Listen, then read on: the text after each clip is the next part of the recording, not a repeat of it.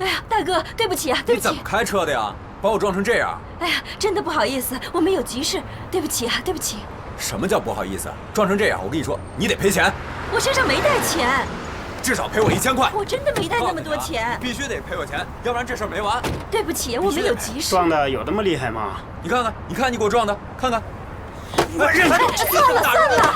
哎，警察来了，警察！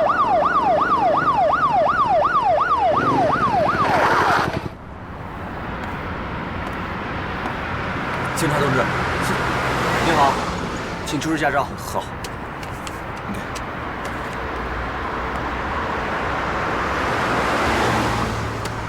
你的。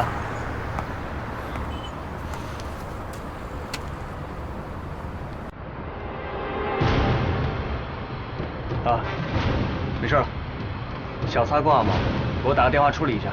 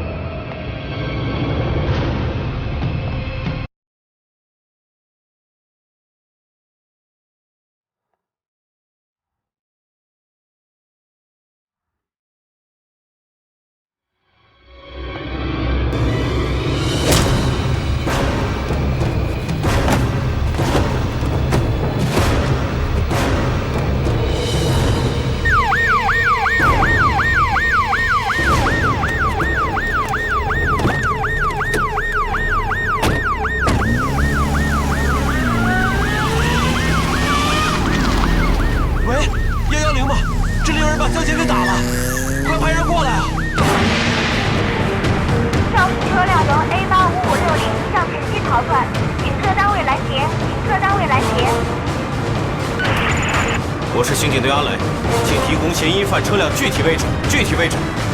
嫌疑犯车辆在龙东路附近。龙东路附近。好，我知道了，封锁周围路口，我马上赶过去。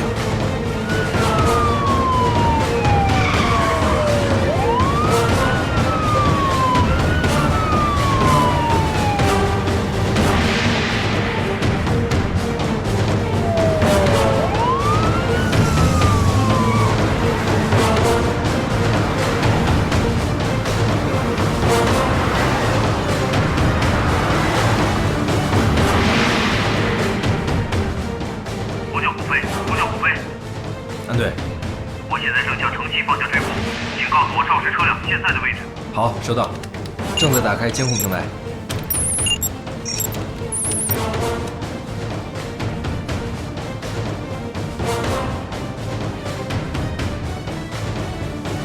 安队，嫌疑犯正在向榕树路逃窜。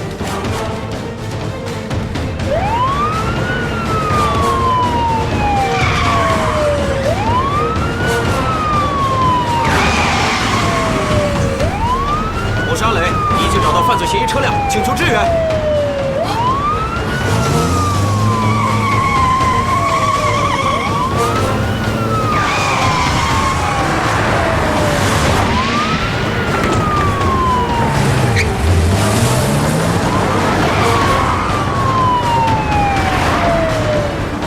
怎么回事啊？快点！我知道，你别闹。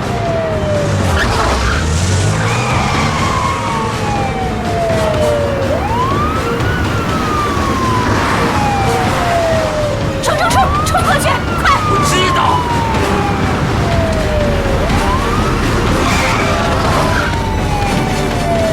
下车！下车！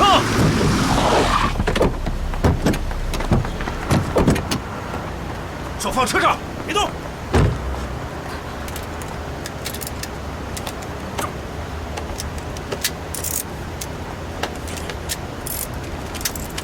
走！都带回刑警队。是。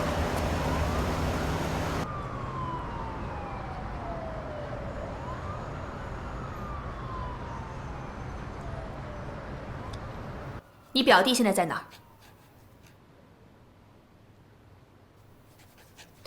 你打算一直保持沉默吗？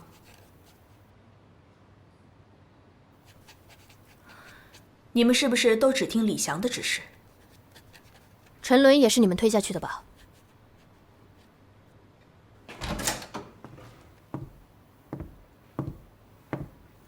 安队，我来。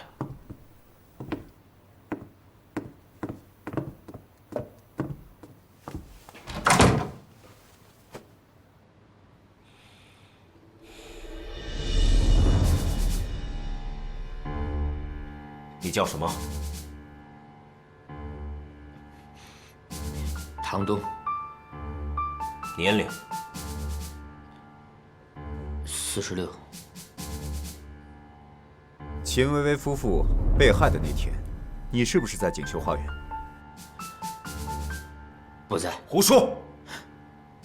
小区监控已经拍到了你们出入犯罪现场的画面，通缉令我相信你也看到了，没有照片，我们有图像，你想抵赖什么？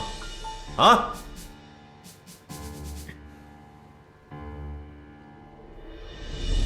我告诉你，沉默是没用的，既然开口了，那就继续说吧。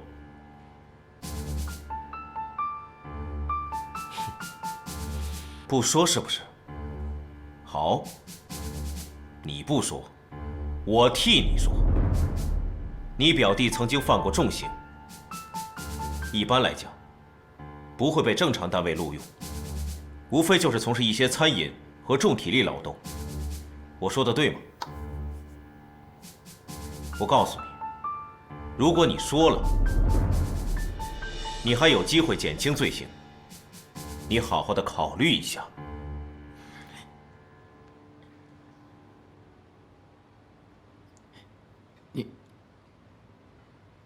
你去找林金梅吧，他知道表弟在哪儿。去哪儿找？临江路66号。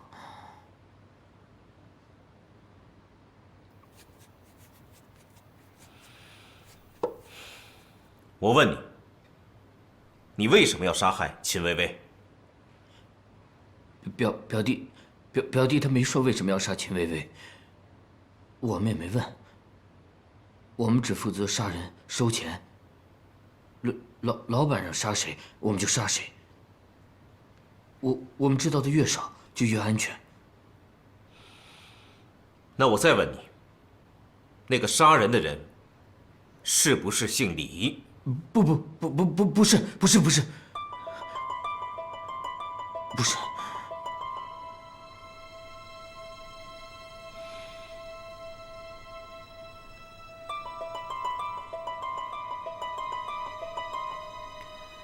好，今天就到这儿了。小刘，安顿，把他带走。是。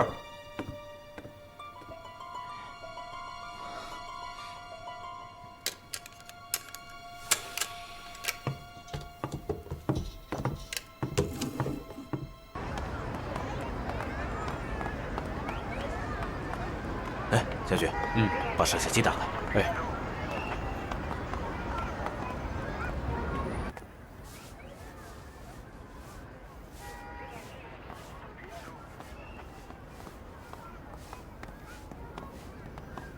你好。你好，你们是？我们是警察，我们找一下林金梅。我就是林金梅，怎么了？你见过这个人吗？他是我表弟，怎么了？他最近有跟你联系过吗？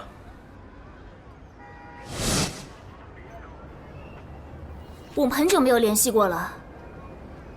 他以前坐过牢。哎，警察同志，他是不是又犯什么事儿了？他的下颚面部肌肉运动不协调，他在撒谎。他在说谎。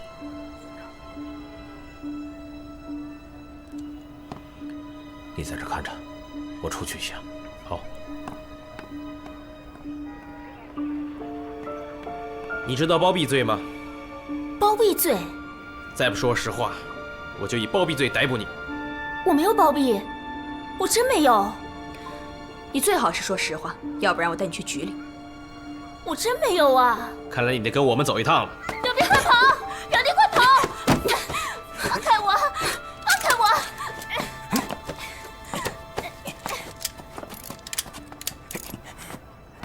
跑啊！怎么不跑了？赵欢，扣下，带走。是。走。走。走。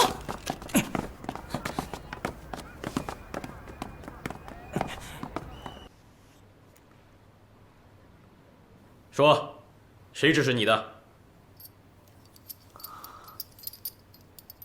不知道。杀人偿命，你不知道吗？我见命一条，一条命抵3条命，值了。1条命抵3条命。这么说，你承认是你干的？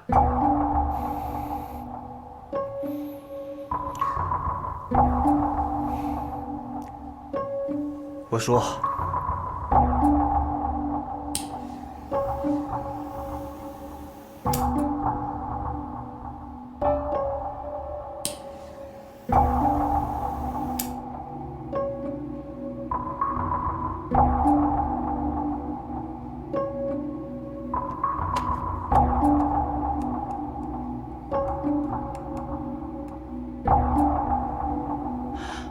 喂，大伟啊！啊，是我。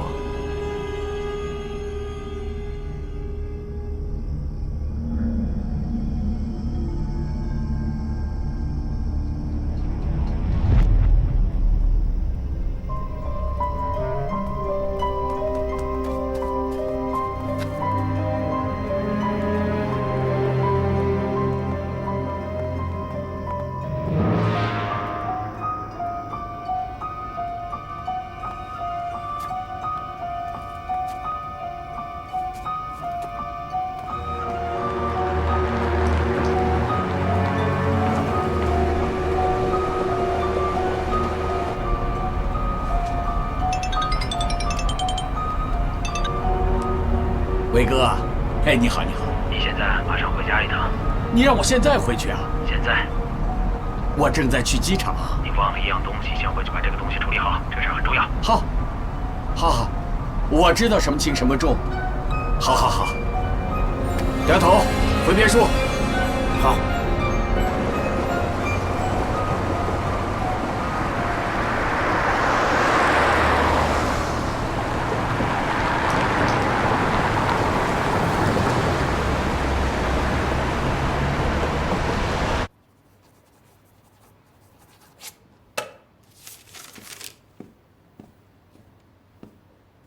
犯罪嫌疑人携有武器，请特警协助，立即展开逮捕行动。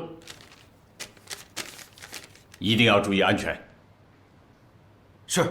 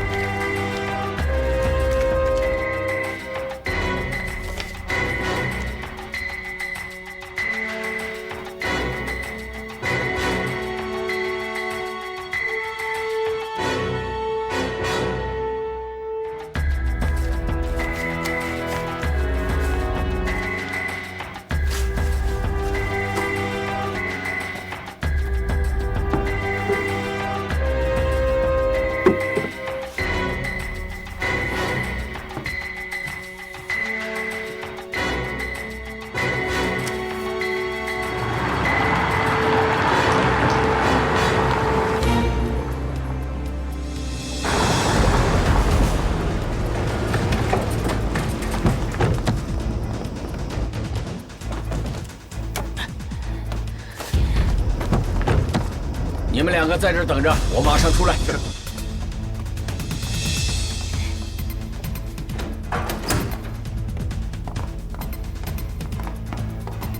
你们俩守在门口，等我一会儿下来。是。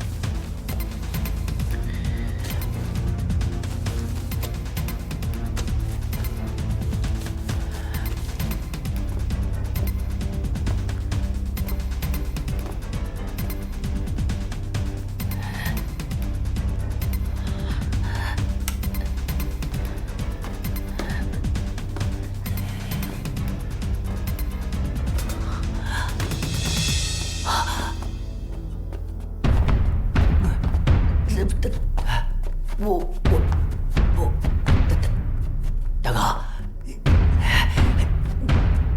不是，你听我解释，大哥。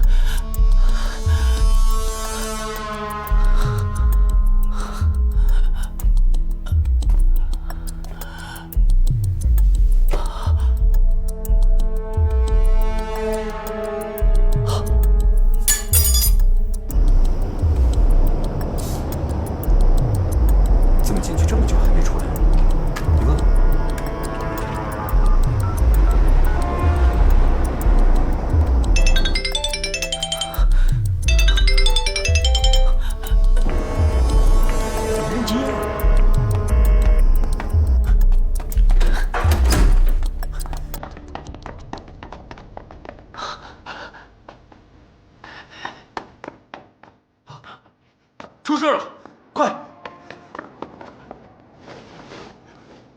来！你看，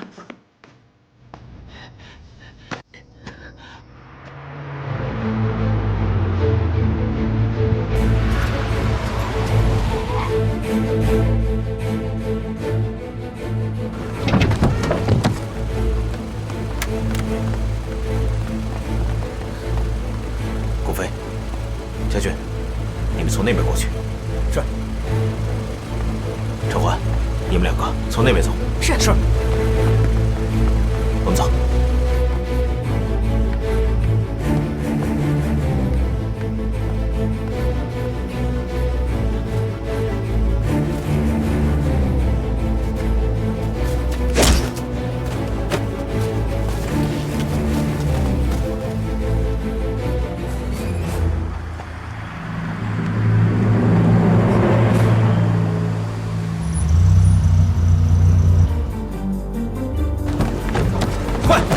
跟上，快！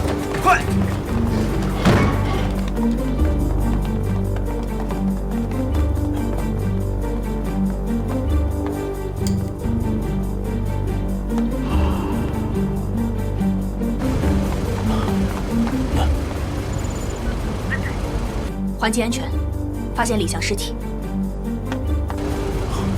安全。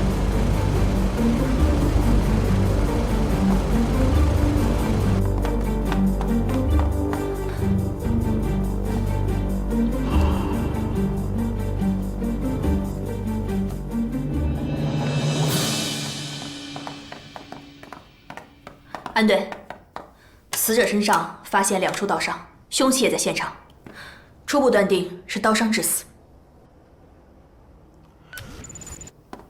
将军，通知海兵，立刻到现场，迅速。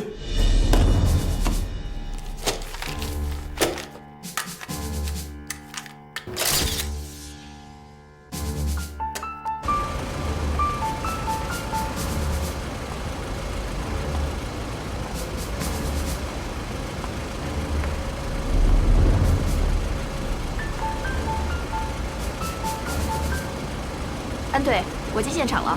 快去吧，都在里面呢。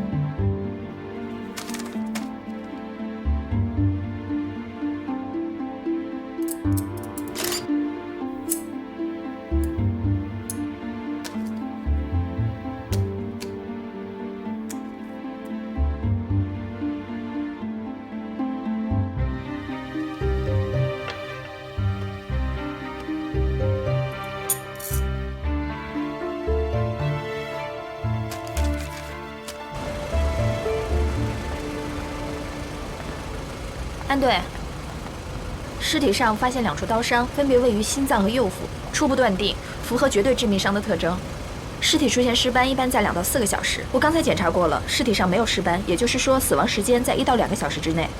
我根据尸体的血液凝固程度推断，死亡时间应该就在5到8分钟。行凶者驾驶机动车辆，以最快时速80公里逃窜，现在可以达到的最远位置在10.6公里处。吴飞，通知下去，以这个地方为中心，半径50公里，排查可疑人员。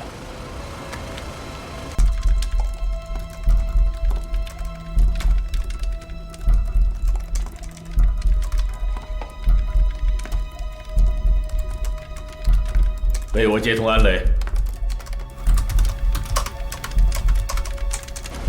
那我们先走了。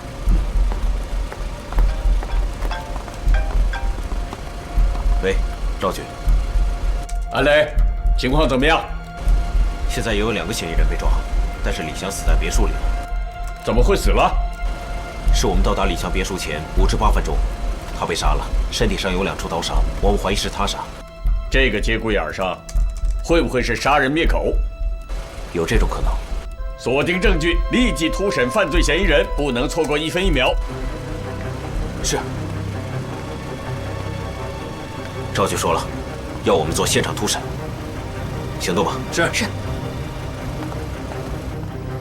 安队说立刻突审。说，你们刚才怎么回事？当时那个李总要求我们2个人在大门外守着，他说那个一会儿就出来，车子还不让熄火。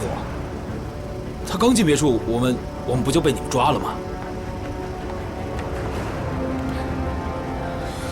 讲一下当时的情况。我们开车打算出城，然后突然接到一个电话，然后老板就急急忙忙地赶了回来。电话谁打的？电话我不知道啊，好像就听见他说了一声“伟哥”，好像。知道谁杀死的李翔吗？你们来之前，我们跟他进了小区，然后就在别墅外面等他。我们进去的时候他已经死了，至于谁杀了他，真不知道。安队。查得怎么样？他们没有说谎，他们的口供是一致的。而且在这么短的时间内，应该也很难有串供的可能性。被我们控制的2个保镖，按照5到8分钟的犯案时间估算，应该不太可能。这就证明还有其他人在，排除保镖杀人的可能性。如果是他杀，那罪犯一定会留下证据。这样，我们分头呢去取证，再进去看看。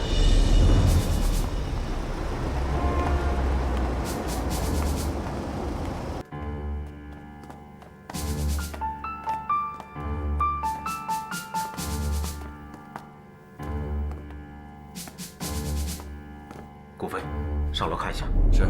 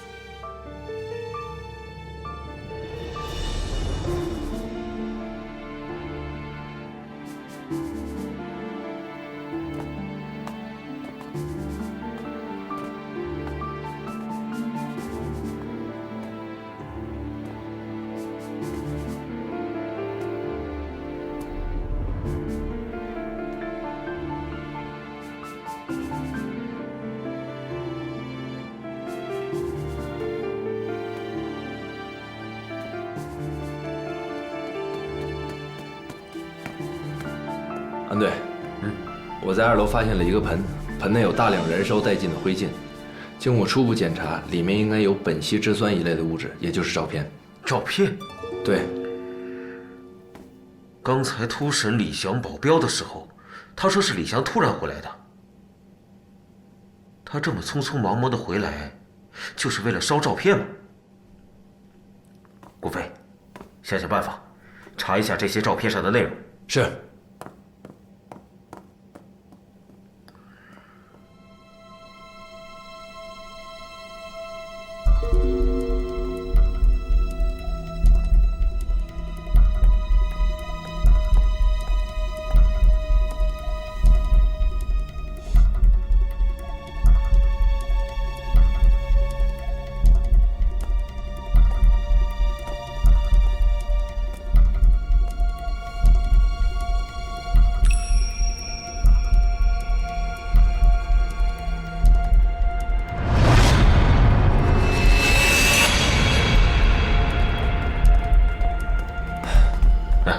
安队，交给物证科了。顾飞，你看一下，这个花瓶。这花瓶被人动过了。陈欢，你刚才告诉我，门窗都被人撬了，是吧？对。我怀疑是一个人干的。他想进入这个别墅，但是还不具有这种偷盗的技巧。你说的窗户上，那下面有一些碎屑是跟窗户一体的，是不是？是。那他还是进来了。陈欢，你刚才告诉我，门窗都被人撬了，是吧？对。我怀疑是一个人干的。他想进入这个别墅，但是还不具有这种偷盗的技巧。你说的窗户上，那下面有一些碎屑是跟窗户一体的，是不是？是。那他还是进来了。他之所以能进入到这个别墅里边，只有通过饭厅的窗户。我刚才看了一下，饭厅的窗户上一点撬过的痕迹都没有。那由此可以证明，当时的案发现场，这个窗户应该是开着的。也不是所有的小偷都会撬锁，具有开锁技术的小偷想开这个锁只需要15秒。目前的住户的户门基本上使用的都是贝雷锁，当然也会有例外。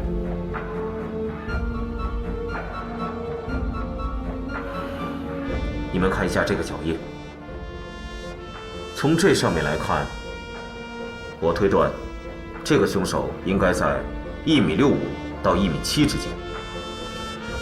如果从脚印的深浅程度上来看，凶手应该是个男性。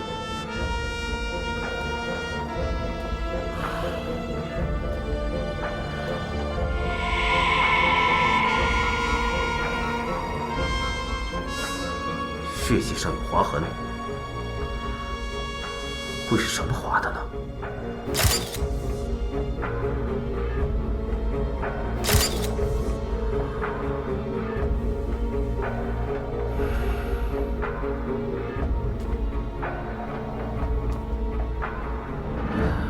我刚才进门的时候，看着墙，我就觉得特别奇怪，它在这么一个明显的位置上。墙上空空荡荡的，而且我还注意到上面有一个钉子眼儿。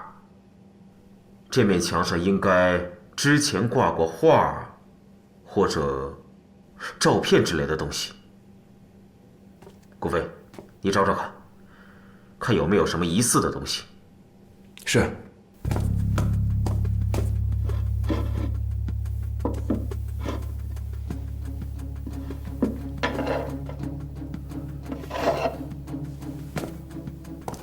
对，你猜对了。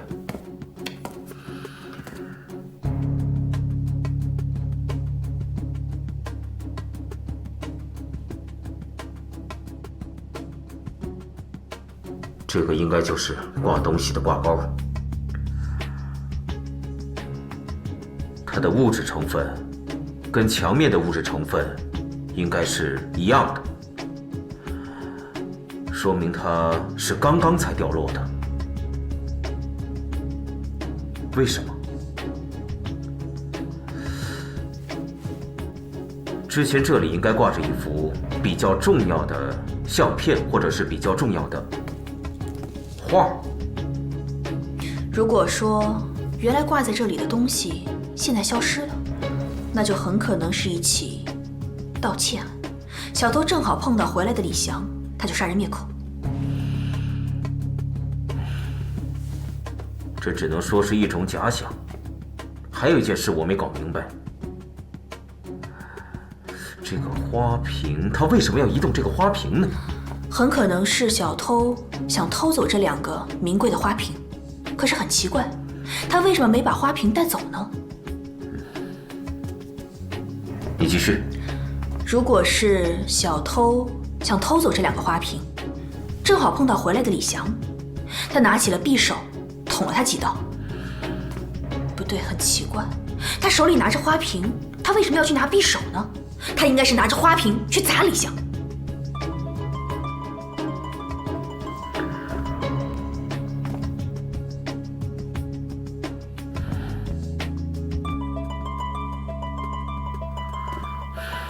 根据我们初步的判定，这个闯入者他只拿了一幅画或是照片，然后杀人离开这儿。从我们掌握的证据来看，如果只是偷了这幅画或照片，那就说明这样东西非常的重要。咱们回去看一看物证科和海滨那边有什么消息吧。陈欢，你刚才分析的对，很有见地。我也在想，为什么会把花瓶拿起来又放下？咱们行里不是有一句老话吗？尸体总会说话的。所以希望在李翔尸体上能够得到更多的信息。现在回局里看看海滨那边的状况。先收队。是。拿着。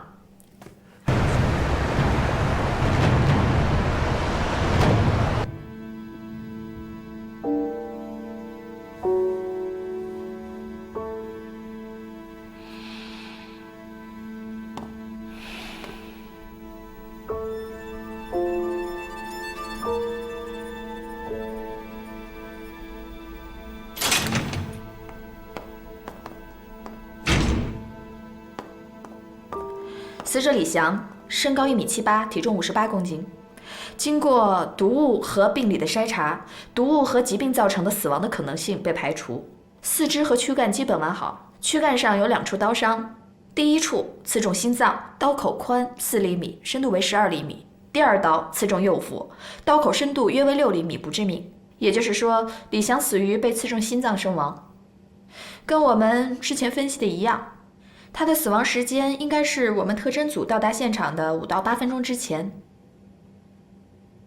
哦，对了，死者的左腕上有几道血痕，应该是金属表带或者是手链被拖拽的时候留下的痕迹。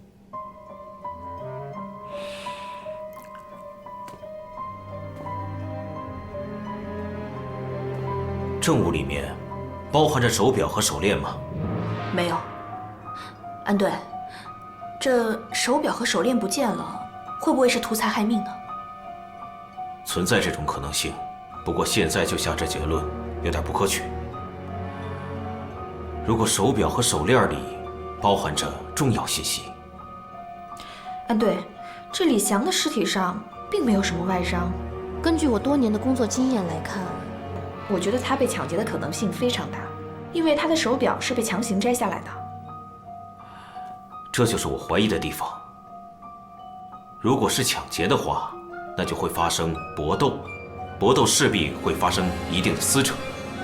可是我们发现尸体的时候，他的头发整齐，衣服也是整齐的，这种状态很不正常。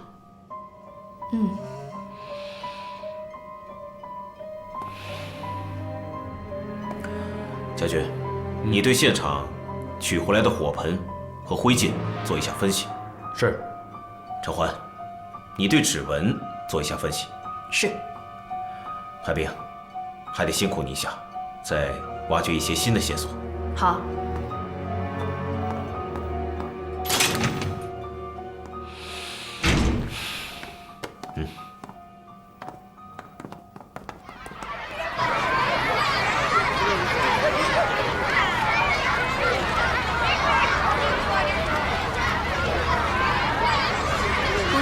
谢谢你今天来给孩子们上课，孩子们挺喜欢的。你上的可不比安队长差，还通俗易懂呢。没有，还是安队上的好。哎，对了，安队还让我问一下，曹雪芹最近在学校表现怎么样？刚在课堂上没看见他。这个应该可以理解一下，他不是不愿意见你，他只是不愿意见到警察。他这孩子比较孤僻，不爱和别的孩子玩。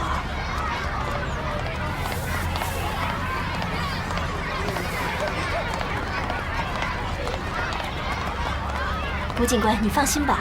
哎，奚老师你好。你好。几位？上完课了？上完了。天安里来的吧？老师，曹小新在哪儿？那儿。我去看看。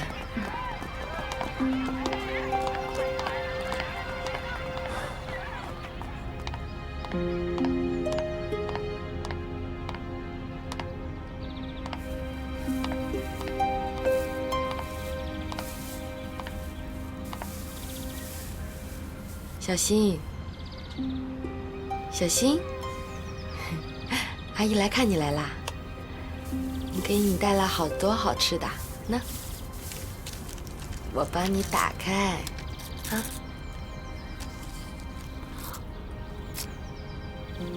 走吧。走。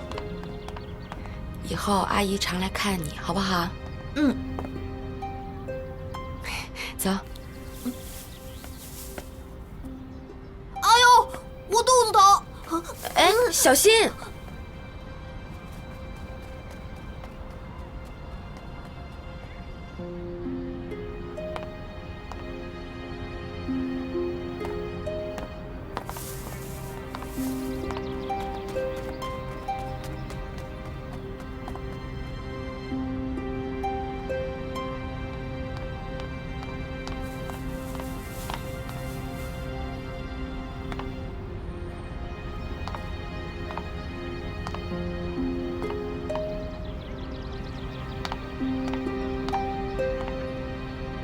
小新，小新，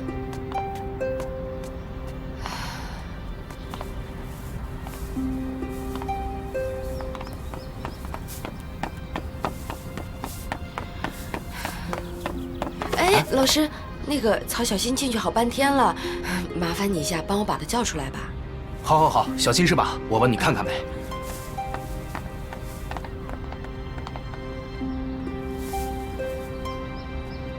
来，小星，来过来，来过来。小新，别让你妈着急。啊。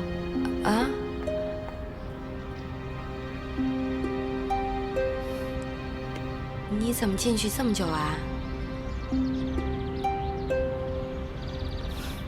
我送你回家吧。走吧，我们回家。只有爸爸妈妈、爷爷奶奶才能拉我的手。这样啊，那我拉着你的胳膊回家好吗？走吧。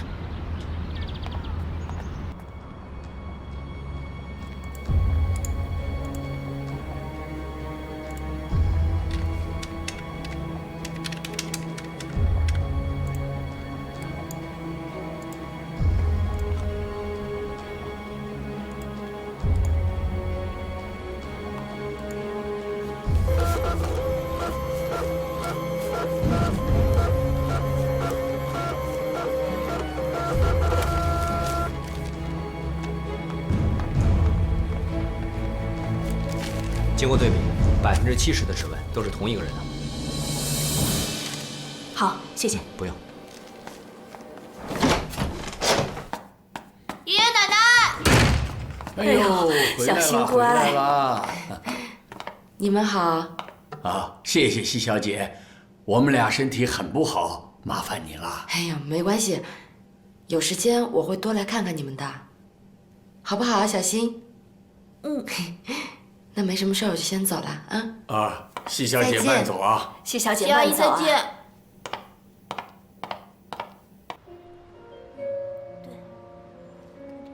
是啊，我觉得今年会流行这个款式。是吗？对呀，这个真的，没错。我觉得这件特别适合你。是吗？那我得试试。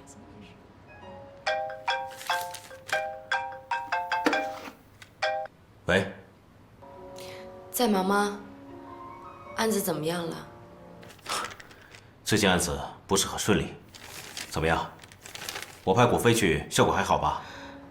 好倒是还好，只是我觉得小新现在情绪不太好，而且还是有很大。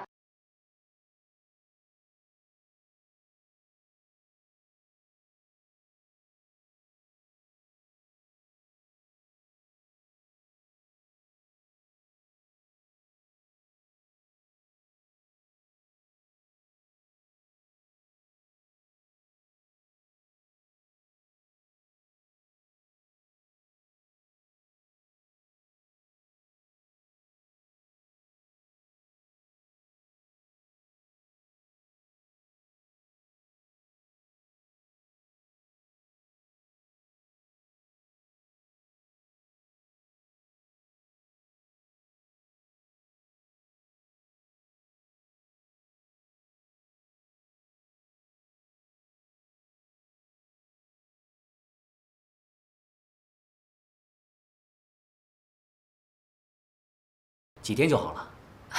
太好了，没什么大问题，我就放心了。工作别太卖力，要多休息。我了解你的脾气，要多克制情绪，还有尽量少哭。你的眼泪虽然对眼球有一定保护作用，但是啊，泪腺的分泌物对你的眼睛还是有一点副作用的。谢谢。你的手术是钱院长主刀，待会儿在我这儿看完了，还是去找找他。他说虽然没必要多问，但是你的手术是一个基金会支持的科研项目，所以说啊，他特别的关注。行，回头我去找他。好的，谢谢你。好，再见。再见。老同学，我想看看心脏解剖标本。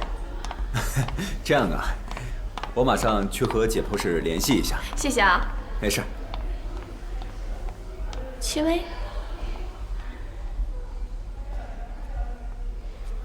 那是什么科呀？那边是眼科。眼科。对。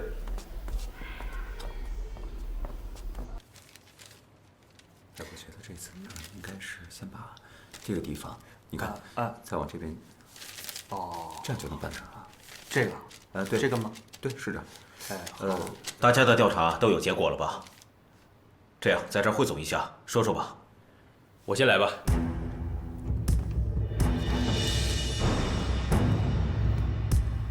通过对李祥家的勘查，我们发现，在李祥家的大门内外、走廊以及厨房和厨房的窗台上，发现了大量的犯罪嫌疑人的足迹。在发现犯罪嫌疑人脚印的地方，我们也发现了大量李祥的新鲜脚印。也就是说，两者是有重合的。在李祥家厨房的窗台上，发现了2枚属于李祥的新鲜脚印。具体是为什么，我们还在进一步的调查。我这边的情况就是这样。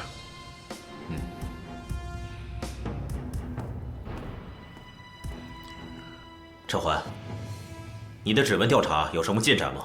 好。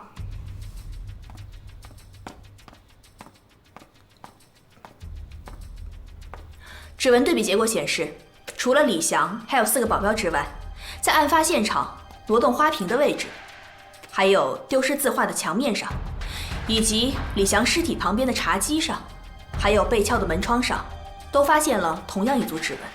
这些指纹在其他的地方都没有采集到，这很有可能就是犯罪嫌疑人的指纹。我们把这些指纹合在一起，可以勾勒出犯罪嫌疑人的行动路线。他应该是先去撬门，没有撬开，后来撬窗，也没有撬开，从开着的窗户爬进了饭厅。他想偷东西，看了看花瓶，后来偷走了墙上的画。我们抵达现场前几分钟，李祥才被杀害，所以我们大家很纠结，他到底是被谋杀，还是意外呢？根据我们手里掌握的证据，这个嫌疑人并不聪明。进入了李祥的别墅，他碰到了李祥，他可能情急之下拿上了水果刀，刺向了李祥。之后，他拿着画逃跑。门外的保镖听到了里面的响声，冲了进来。这时候，李祥已经躺在了血泊之中。还有一点，这个犯罪嫌疑人应该是在李祥死后，顺手偷走了李祥的手表和钱包，因为在李祥的别墅里并没有发现钱包和手表。我觉得大家应该注意一下这个事件里的逻辑顺序。经排查，墙面上挂的是字画，当嫌疑人拿走字画的时候，正准备出去，就碰到了李祥。这种情况造成了就像小偷要偷东西，他刚拿到东西就被堵着回头路了。你们想想看，如果你我是小偷的话，在这种情况下，我们应该怎么办？如果是我的话，肯定是拿手中的花瓶作为凶器，来不及再去拿别的东西。这样来说，嫌疑人应该是一开始想偷走花瓶，后来放弃了。这显然就是说明他发现了更有价值的财物。没错，应该就是丢失的字画。这正如安队上次在案发现场的推论，入室盗窃是有预谋的。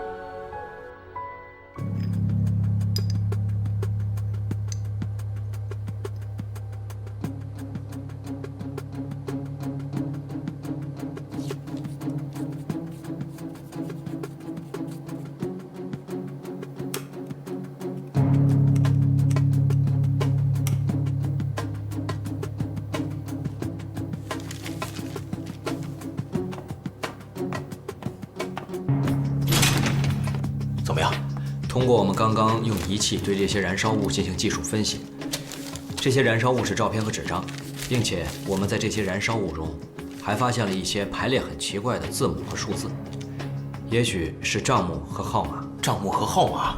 对。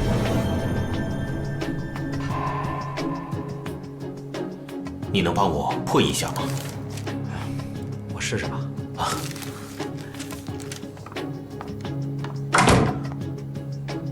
账目和号码。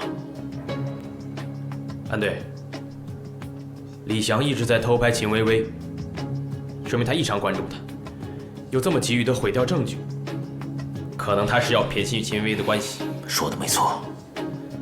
我记得案发当天，李翔的保镖供述，李翔正去机场。这么紧急的时刻，一个电话就能让他回来的人，我觉得这个人的嫌疑非常大。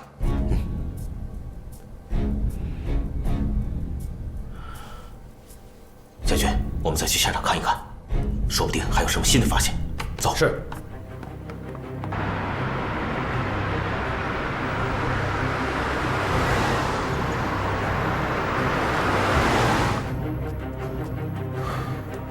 大家再仔细检查一下，看看有什么可疑的东西，还是我们有遗忘的东西。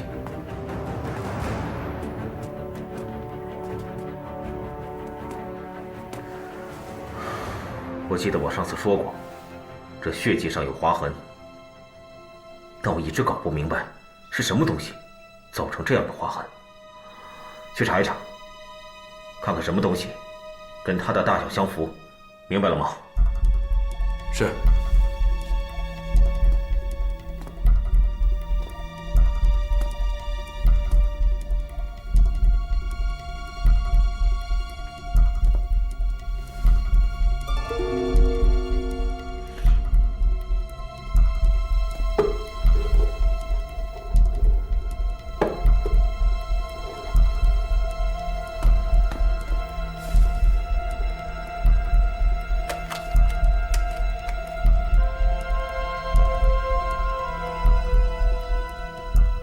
安队，你过来一下。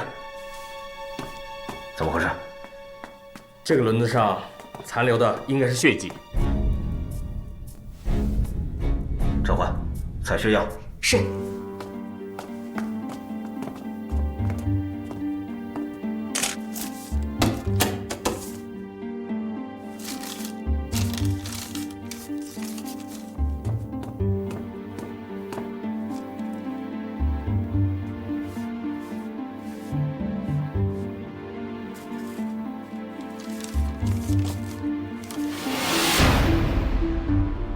安队，我通过血液、血型和 DNA 对比结果显示，衣帽架轮子底下那滴血液是属于吕翔的。这很奇怪，轮子底下有血迹，那会不会是有人推动了衣架，所以沾上了血迹呢？哎，海兵，你先忙吧。陈焕，我觉得你刚才说的这个可能性很大。要不这样，你去一趟物证技术中心，查查这个血迹的来源，看看这个是飞溅上的还是沾染。好。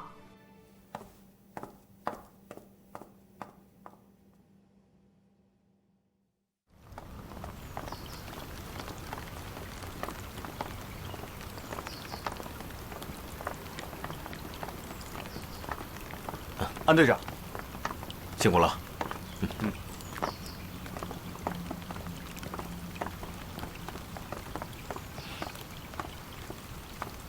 陈焕，把门打开。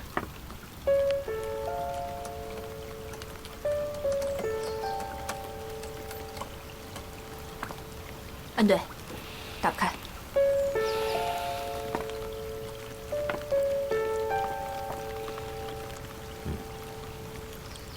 哎，去窗户那边看看。是。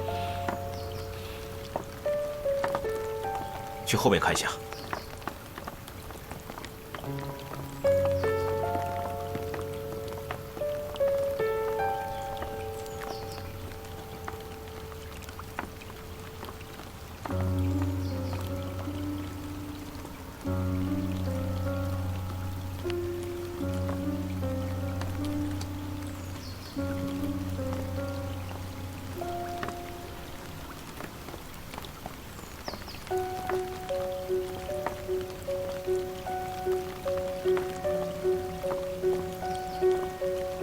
这李翔平常是很谨慎的人，这么多窗户，唯独这扇窗户是打开的。这别墅这么大，有7、8间房间，几10个窗户，少关一个也是正常的。警官，警官，我查过记录了，失主家的门窗向来都是紧闭的，如果失主离开了，我们24小时都有人巡逻，发现他门窗未关的话，我们都会电话及时通知他的。打电话？是。好，谢谢啊。哎。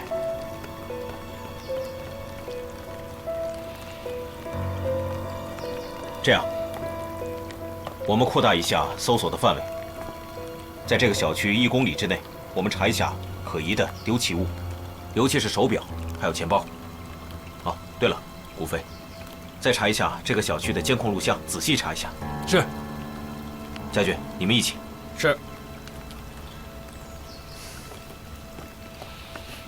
安队，你细致的真像个女人。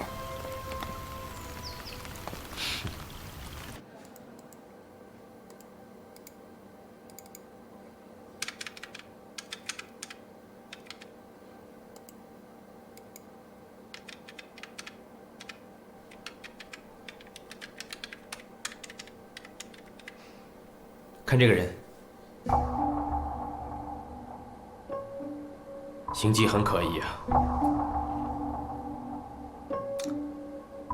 以这个摄像头为中心，半径800米，我再查一下。好。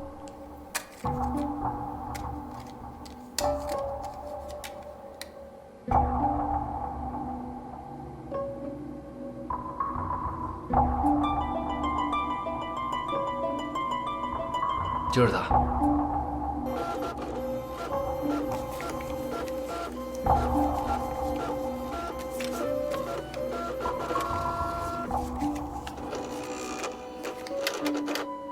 安队。对。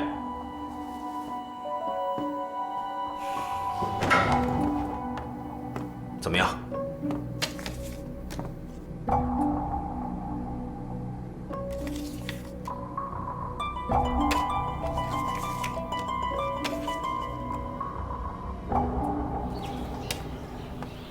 去问问他们吧。来，我来这个。哎，管住你，我管住你了。来，我再看一看报单啊。你好，警察。请问这个人你们认识吗？这个是张文波吗？好几天都没看见了。他住哪儿？你们知道吗？城南废品收购站嘛。走，走。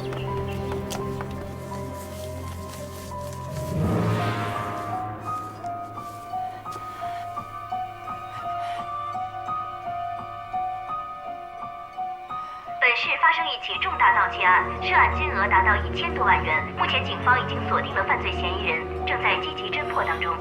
观众朋友，如果有线索，可以向当地警方提供消息。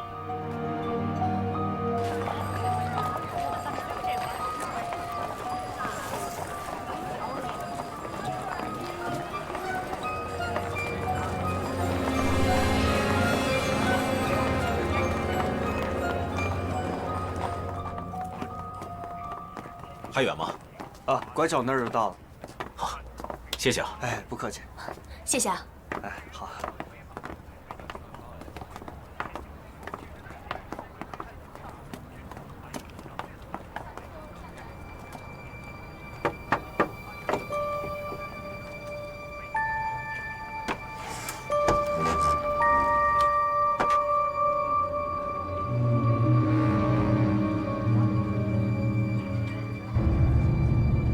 顾飞，夏军，干活。是。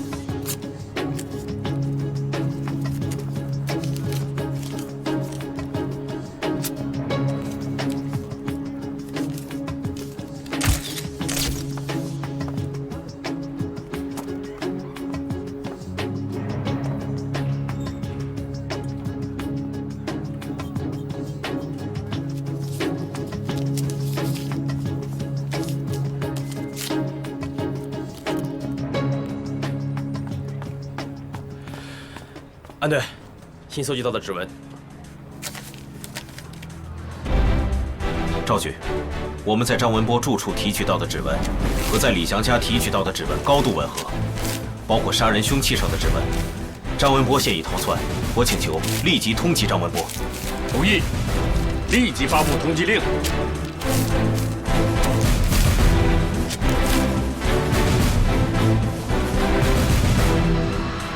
啊，安队长。安队。安队。啊，坐。怎么样？曹向阳的尸体已经被火化，殡仪馆的人说他还有些随身物品被保留了下来，希望能给他的家人。我们仔细检查过了，没有任何问题。火化那天他家里人没有来，殡仪馆的人希望我们能把他的物品交给他的家人。这事儿得办。哎，等我一下。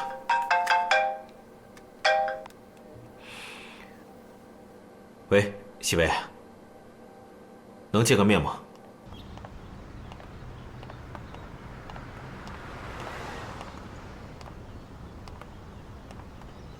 孩子怎么站那儿呢？考试作弊，自己反省了。那是应该的。你这手上拿的什么呀？这是他爸爸的遗物，正好你在，你替我转交给他吧。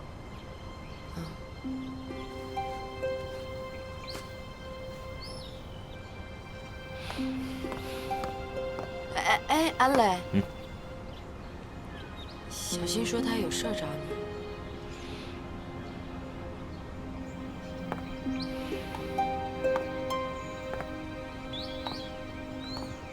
你等我一下。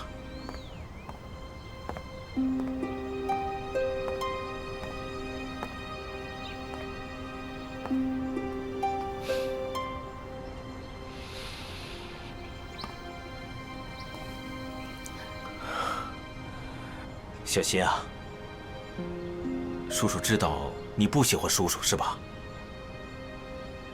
我爸爸呢？他已经火化了。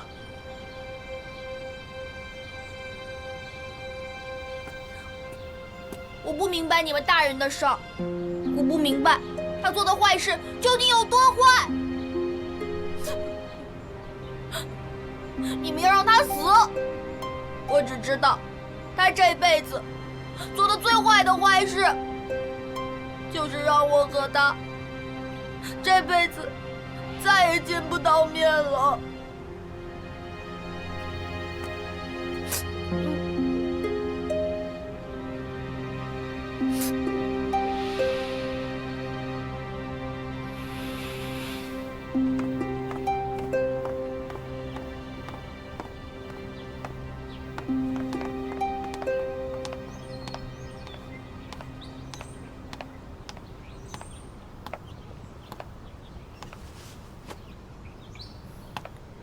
小新。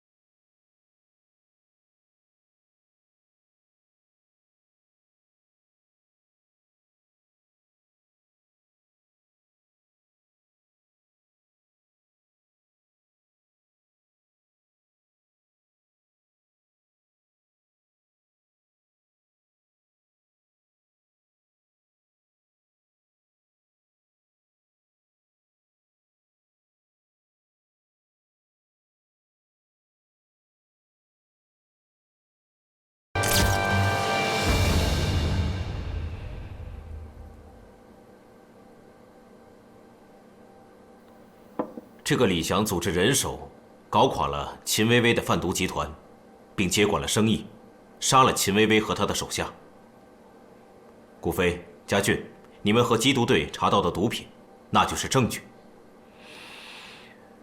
随着我们对案情进一步的推进，曹孝阳和他的表弟落网，李翔也知道了自己就快要覆灭了，所以他准备出逃。从现场的证据来看，那些焚烧的灰烬其实就是秦薇薇的照片，照片一角还有李翔的指纹。我是在想，李翔不想跟秦薇薇有任何的关联，所以呢，他才匆匆忙忙地回到家里来烧她的照片。表哥已经查清了，是李翔和秦薇薇的毒品账目。当李翔回家后，正好遇到了窃贼，抢了东西，还杀了他人。对了，安队，根据李翔的古玩名录，的确是失窃了3幅画，仕女图就在其中。你看一下这个新闻。已故现代大师庄黑石名作《仕女图》已在荣都市现身，由世家拍卖行展拍。拍卖现场，这幅画作由200万元的底价一路飙升，一位代理人志在必得，最终报出了1300万元的高价，对手终于放弃。你再看一下这个视频。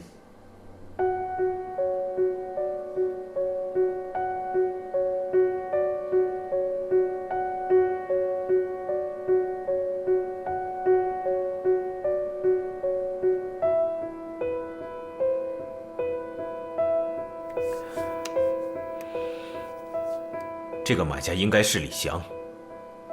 失窃的画正是仕女图。我觉得咱们这案子的重点应该是先通缉张文波，重点的排查地点应该是城乡结合部和废品收购站。哦，对了，安队，我有个情况向你汇报一下。你说。我们经过了多次实验还原现场，我发现血迹无法喷进到衣架下的轮子上。可是我们发现衣架的轮子上有血迹，也就是说，这个衣架是被人挪动过的。那么有可能是李翔死了以后，衣架才放到现在这个位置。但是我们在衣架上没有搜集到张文波的指纹。为什么那上面会没有指纹？这明显被人擦拭过。你们觉得这个张文波他会擦掉这些指纹吗？我觉得不会。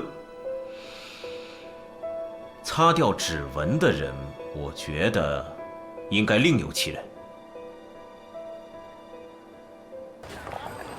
组织消息称，张文波最有可能逃到这里，这个就是犯罪嫌疑人张文波。我们去问问。好，走吧。哎，您好，问一下，请问您见过这个人吗？这个人啊，没见过，没见过。啊，好，谢谢啊。